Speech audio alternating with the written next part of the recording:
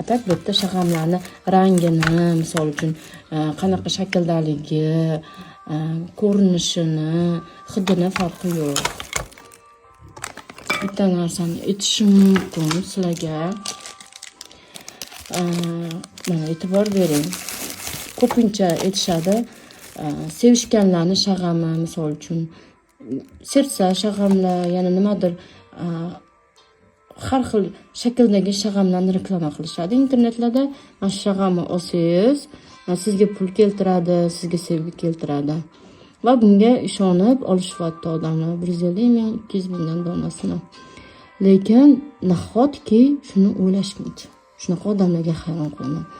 Bilmadim, men bunaqa odamlarni unga pastlik deb o'ylayman, unga past odamlar deb o'ylayman.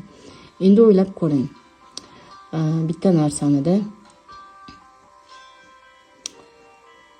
shag'amni siz ham yasa olasiz.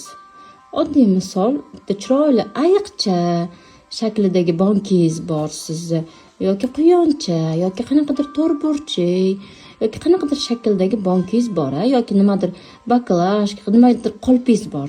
O'shanga parafinni quying, o'sha shaklga ega bo'ladi. Qanaqasiga bu narsaga yordam berishi mumkin? Shag'amni shakli. O'ylab ko'ringlar. Qanaqasiga yordam berishi mumkin?